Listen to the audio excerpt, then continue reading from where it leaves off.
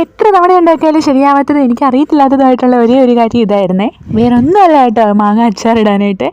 ഒരച്ചാറും എനിക്ക് കറക്റ്റായിട്ട് ഇടാൻ അറിയില്ല കേട്ടോ. അപ്പോഴാണ് നമ്മുടെ വീടിനടുത്തുള്ളൊരു ചേച്ചി മാങ്ങ അച്ചാർ ഇട്ടുകൊണ്ട് വരുന്നത്. ആ അച്ചാർ അടിപൊളിയായിരുന്നു കേട്ടോ കഴിക്കാനായിട്ട്. അപ്പം ഞാൻ ചോദിച്ചിട്ടുണ്ട് എങ്ങനെ ഉണ്ടാക്കുന്നതെന്ന് ചോദിച്ചപ്പോൾ എൻ്റെ അടുത്ത് പറഞ്ഞു തന്നിട്ടുണ്ട്. പിന്നെ എൻ്റെ മാങ്ങ കിട്ടിയപ്പോഴത്തേന് ഞാൻ വിചാരിച്ചു നമുക്കൊന്ന് ട്രൈ ചെയ്ത് നോക്കാമെന്നേ.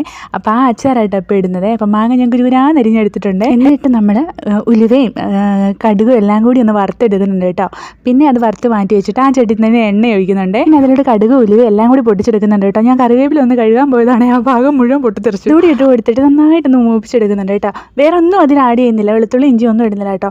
കുറച്ച് മുളക് പൊടി കൂടി ഇട്ട് കൊടുക്കുന്നുണ്ട്. ഇത് കാശ്മീരി മുളക് പൊടിയാണ്, ഞാൻ കുറച്ച് വേറെ ഇട്ടാലും എരിവില്ല കേട്ടോ. ഇച്ചിരി കൂട്ടി തന്നെയാണ് ഇട്ടേക്കുന്നത്. ഇടയ്ക്കിടയ്ക്ക് എടുത്ത് കഴിക്കണം എന്നുള്ള ടെൻഡൻസി വല്ലാണ്ട് വരുന്നുണ്ട് കേട്ടോ. എന്നിട്ട് ഞാൻ അങ്ങനെ പിടിച്ച് നിൽക്കുകയാണ്. പിന്നെ അതിലോട്ട് കുറച്ച് ഉപ്പ് കൂടി ഇട്ട് കൊടുത്തു കേട്ടോ. ഉപ്പ് ആവശ്യത്തിന് എൻ്റെ ഒരു അളവിന് ഇട്ടിട്ടുണ്ട് കേട്ടോ. ഞാൻ എപ്പോഴും ഇത്തിരി കൂട്ടി ഇടാറുള്ളത്. എനിക്ക് ഉപ്പ് ഭയങ്കര ഇഷ്ടമാണ് കേട്ടോ.